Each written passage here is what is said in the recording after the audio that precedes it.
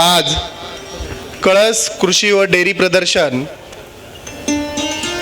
चा 5वा दिवस आणि या 5व्या दिवसाचं अनेक वेगवेगळे वैशिष्ट्य आहेत.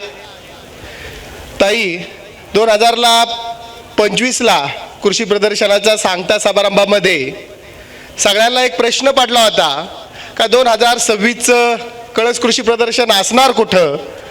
आणि गेली 6-7 महिने हा प्रश्न प्रत्येक व्यावसायिक, शेतकरी, महिला, प्रत्येक घटक, नागरिक आम्हाला आवर्जून विचारत होता की यंदाचं प्रदर्शन असणार कुठं, अकोले की संगमनेर की अजून कुठं.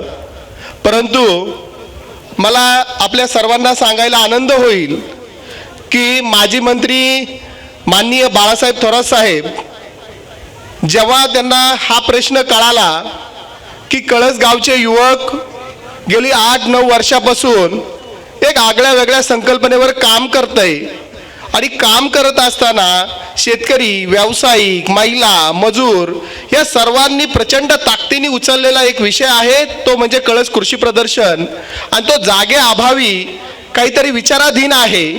त्यावेळेस साहेबांनी आणि त्याचबरोबर साहेबांबरोबर मी बाचकर सर आणि वाघ सर ताई यांचं बी मला विशेष आभार मानावं लागल का यांनी 6 महिन्यापूर्वी आम्हाला साहेबांच्या वतीने एक प्रस्ताव ठेवला.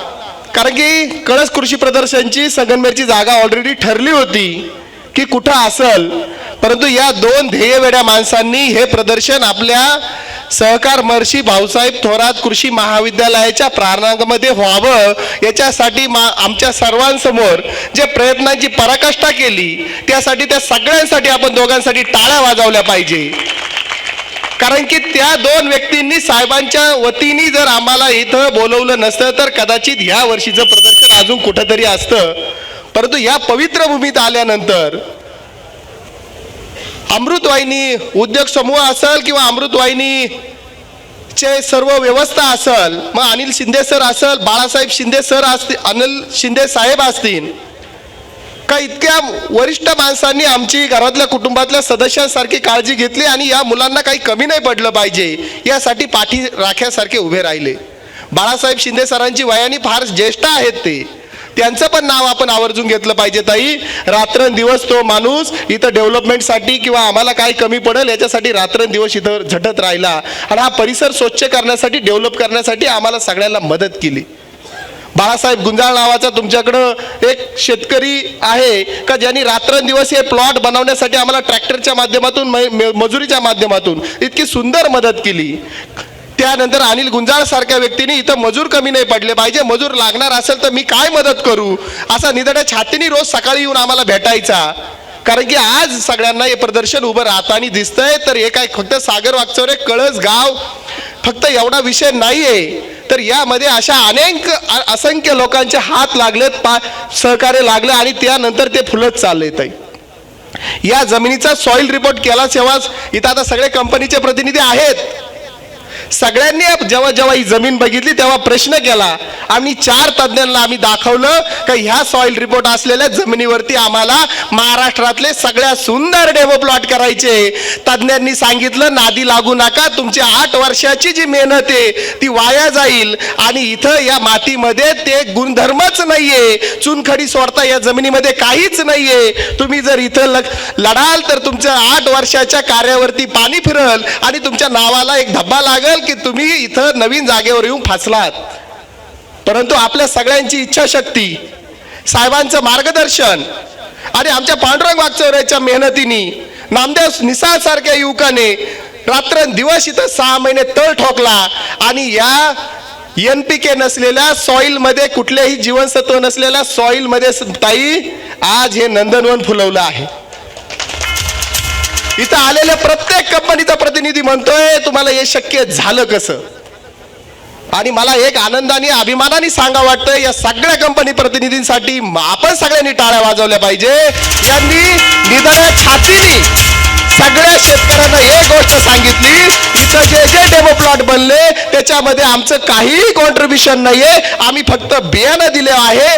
जे काय उगवलं आहे त्या कळस प्रदर्शनच्या मॅनेजमेंट टीमने उगवलं आहे. याच्याबद्दल जी काय माहिती घ्यायची असेल तुम्ही त्यांच्याकडून जाऊन घ्या. सहसा असं कंपनी कधी सांगत नाही.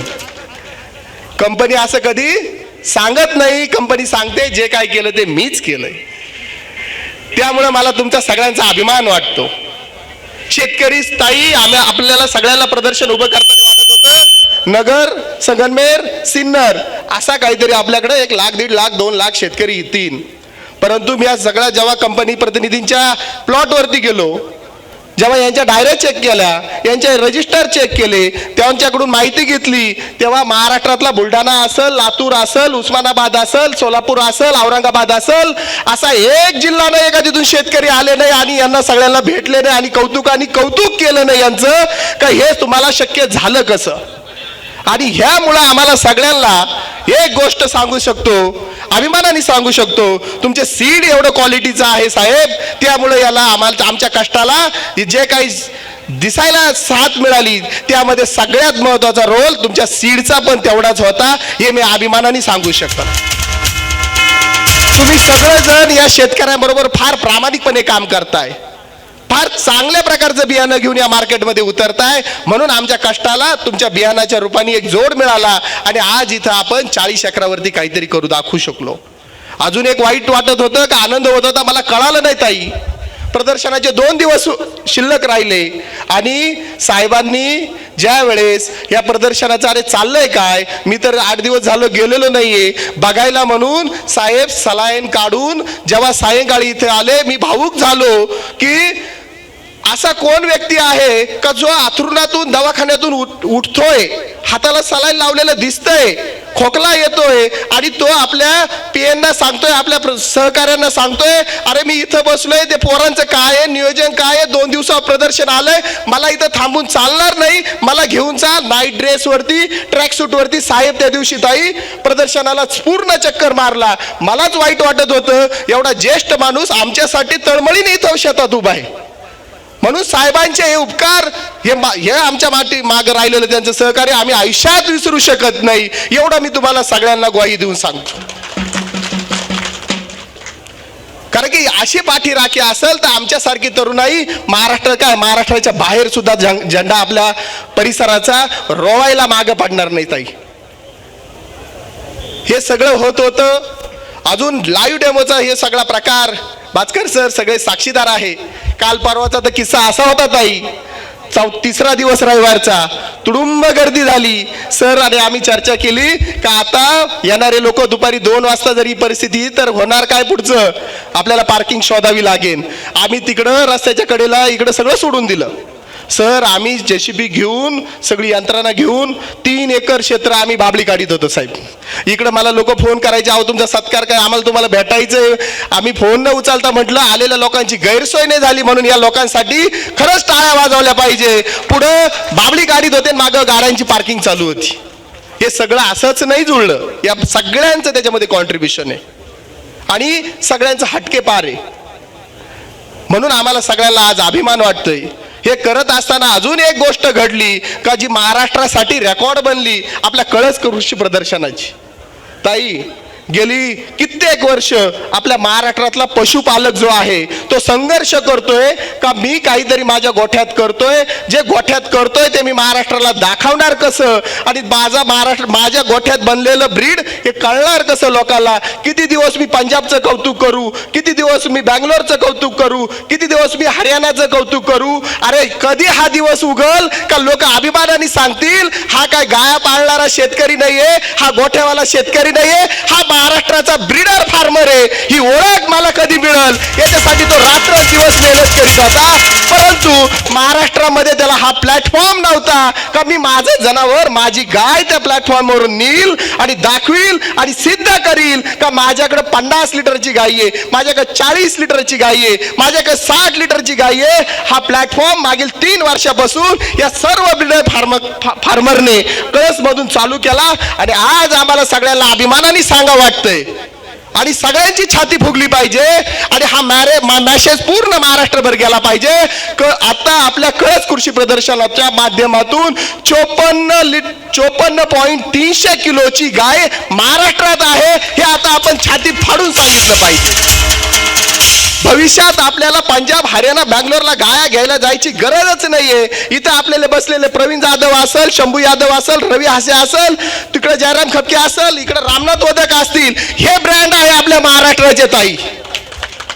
हे महाराष्ट्राला कळाले पाहिजे की हे लोक रात्रंदिवस काय मेहनत घेत आहे. आणि आज मी तुम्हाला शब्द देतो सगळ्या पशुपालकांना, सगळ्यांनी एकजुटीने व्हा, एकजीव करा. 2027 तुमच्या सगळ्यांची ओळख गोठावाला नसल, शेणावाला नसल, फक्त ब्रीडर फार्मर असेल. याच्यासाठी आपण सगळेजण रात्रीचा दिवस करू आणि आपण सुद्धा इथून पुढे हा याचा गोठा बनायचं बंद करा. हा ब्रीडर फार्मर जयराम खपके आहे, हा रवी हासे आहे, हा ब्रीडर फार्मर प्रवीण जाधव आहे. आपल्या सगळ्यांच्या नावापुढे इथून पुढे पत्रिका असू काही असू ब्रीडर फार्मर ही पोस्ट लावायची म्हणजे लावायची. अजिबात इथून पुढे दुसरी पोस्ट नाही लावायची. हे सगळं जुळून आलं ताई आपल्या सगळ्यांच्या या प्रयत्नामुळं, आपल्या सगळ्यांच्या सहकार्यामुळं. 4 लाख 5 लाख आकडे, कोण 6 लाख आकड्यात मी जाणार नाही, परंतु एक गोष्ट सगळे सांगल, लाखो शेतकऱ्यांनी या मायभूमीच्या मध्ये पायी आले आणि सगळी जमीन आता पवित्र झाली. महाराष्ट्रात असा एक कानाकोपरा नाहीये का तिथं सहकार महर्षी भाऊसाहेब थोरात कॉलेज माहीत नाही. या साईट विषयी जेव्हा कॉर्पोरेटचे सगळे अधिकारी येत होते, सगळे म्हणत होते ही साईट भविष्याची महाराष्ट्रातली सगळ्यात टॉपची साईट असणार आहे. जे तुम्ही कोणी यांनी ही जागा निवडली असन कॉलेजसाठी, हिचं नैसर्गिक रचना बघा, डोंगर बघा, याची उंची बघा, हायवेचा अप्रोच बघा, हे महाराष्ट्रातलं नंबर 1चं कॉलेज भविष्यात होईल, हे प्रत्येक कॉर्पोरेटचा अधिकारी म्हणत होता. आज या निमित्ताने आपण सगळेजण एकत्र आलोत. हे सगळं करत असताना लाईव्ह डेमो झाले, आपले गायींचं प्रदर्शन झालं, आज मिल्किंग रेकॉर्ड झाले 50-50, 55 लिटर, 54 लिटर. मित्रांनो, या माध्यमातून बरेच लोक आपल्याला प्रश्न करीत होते की हे प्रदर्शन गंगागिरी महाराजांच्या सप्ताह आहे की काय. 4 वर्ष कळस, 4 वर्ष संगमनेर, आता अकोले. आणि आज जेव्हा आम्ही हे सगळं बघितलं ताई, त्यावेळेस एक गोष्ट लक्षात आली, 40 एकर सुद्धा आता तुम्हाला शेतकऱ्यांनो कमी पडायला लागले. कारण की एक सुद्धा कोपरा आता बघितला असेल आपण रिकामा नाहीये आपला, का स्टॉल नाहीये, का त्याच्यात प्लॉट नाहीये, का काय नाहीये. म्हणजे हा पहिला शेतकऱ्याच्या पोरांचा आणि कंपन्यांचा असा उपक्रम असेल का ज्याला दरवर्षी जागा कमी पडते. प्रत्येक आयोजकाला हा प्रश्न पडतो की माझ्याकडे जी जागा आहे ती भरवायची कशी, आणि ह्या सगळ्याला प्रश्न पडतोय का आता आपल्याला नवीन जागा शोधायची कशी. हे करत असताना इनोव्हेज कंपनीचे अमित सर असतील, त्याचबरोबर पॅसिफिका कंपनीचे श्याम सर असतील, शरोई सीडचे शंतनू नाके सर असतील, ह्या लोकांनी काही माध्यमातून आपल्याला 2 रुपये जास्त कसे द्यावे म्हणून लाईव्ह डेमॉन्स्ट्रेशनसाठी आपल्याला स्पॉन्सरशिप केली ताई. आणि विशेष अभिमान आणि आभार मानले पाहिजे हिंदुस्तान कंपनीचे सगळ्यांनी टाळ्या वाजवून.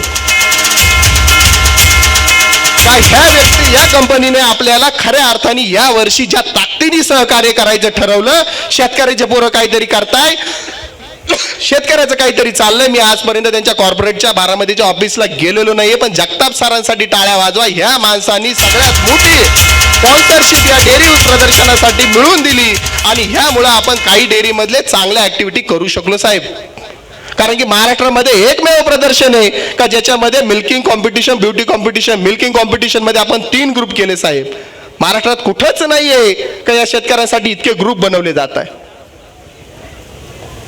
व्हॅन्सन कंपनीच्या प्रतिनिधींनी जेव्हा यांना कळालं, मलिक सर नोएडावरून त्यांनी फोन केला, अरे बा इतकं चांगलं काम केलं तुम्ही, जे कोणी आता शेतकरी नंबर आले त्याच्यातलं मला वाटतंय सागर चव्हाण नावाचे शेतकरी, मला वाटतं सागर चव्हाण ना, सागर चव्हाण नावाच्या शेतकऱ्यांनी इच्छा व्यक्त केली, हे तुमच्या कंपनीचं मला मिल्किंग मशीन फार आवडलंय, ते मला पाहिजे. ते म्हटले तुम्हाला 40,000 रुपये डिस्काउंट करून देऊन टाकितो, 40,000 रुपये तुम्हाला बक्षीस.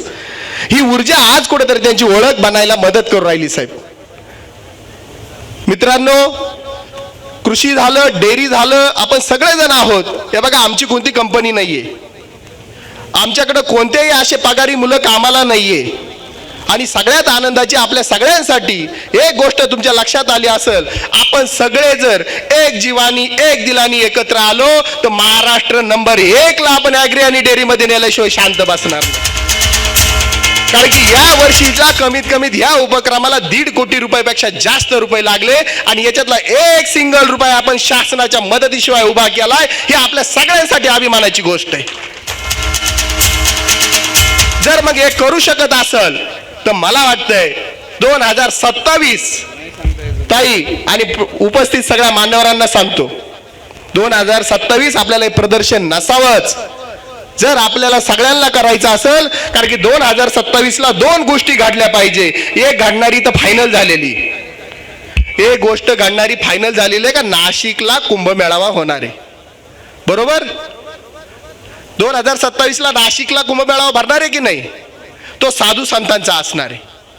पण मला जर तुम्ही सगळेजण आम्हाला सगळ्याला साथ देणार असेल तर शेतकऱ्यांचा कुंभमेळावा तुम्हाला 100 एकरात भरवायची इच्छा असेल तर आपण तो भरवण्यासाठी सगळेजण एक दिलानी एक जीवानी एकत्र येऊ. ही जर तुमची इच्छा असेल तर आम्ही त्याच्यासाठी पुढे यायला तयार आहे. पण तो शेतकऱ्यांचा कुंभमेळावा पाहिजे आपल्याला, आता पशुपालकांचा कुंभमेळावा पाहिजे आणि अख्ख्या जगाला आपण ठासून सांगू शकलो पाहिजे ही गरज आहे महाराष्ट्राची, ही गरज आहे या सगळ्या परिसराची. तर तुम्ही साथ देणार सगळेजण नक्की 100%. आणि याच्यासाठी आपल्याला कोणत्याही फार मोठ्या बजेटची गरज नाही. आपण सगळेजण आपल्या व्यवसायासाठी आपल्या कार्यासाठी, आम्ही सगळे युवक तर बघा आतापर्यंत आम्ही 4, 5, 6 महिने या प्रोग्रामसाठी देत होतो. पण आज मी तुम्हाला सांगतो माझे 365 दिवस पुढच्या वर्षीचे फक्त आणि फक्त या तुमच्या शेतकरी कुंभमेळाव्यासाठी असतील. पुढच्या 2 महिन्यासाठी ताई या कुंभमेळाव्याच्या तयारीचा आढावासाठी मी महाराष्ट्र, तुमचे गोठे, तुमचे पशुपालक, त्यानंतर बाहेरचे काही राज्य हे सगळे पिंजून काढीन. आणि 2 महिन्यांनी जर मला वाटलं, आम्हाला सगळ्याला आत्मविश्वास आला की हा शेतकरी कुंभमेळावा आपण भरू शकतो तुमच्या सगळ्यांच्या साथीने, तरच आपण एक पाऊल पुढे टाकणार आहे. अन्यथा हे कृषी प्रदर्शन आपण कोणाला तरी हँडओव्हर करणार आहे. कारण की हा आमचा मुख्य हेतू नाहीच आहे का प्रदर्शन भरून स्टॉल गोळा करून काहीतरी चालू ठेवणं. आमची संकल्पना ही आहे का एक जिवंत व्यासपीठ आपल्याला तयार करायचंय, जिवंत प्रशिक्षण केंद्र पाहिजे आपल्याला का जिथं कुणीही 19-20 करू नाही शकत. हा सूर्य, हा जयत्र समोर दाखवू शकलो पाहिजे. मग तो एज्युकेशन असू, कृषी असू, डेअरी असू, मशिनरी असू, जे काय असेल ते सगळं त्या पद्धतीने त्या लेवलवर न्यायची आपली सगळ्यांची इच्छा असेल तर आपल्याला तो शेतकरी कुंभमेळावा भरायचा. अन्यथा हे प्रदर्शन आपण कोणाला तरी भरायला देऊन टाकू. कारण की आपला प्रदर्शन भरवणे धंदा नाही. 9 वर्षापासून आम्ही कधी कोणताही धंदा करण्यासाठी किंवा उत्पन्न करण्यासाठी या क्षेत्रात आलेलो नाहीये. आमचे उदरनिर्वाहाचे साधन ऑलरेडी दुसरे.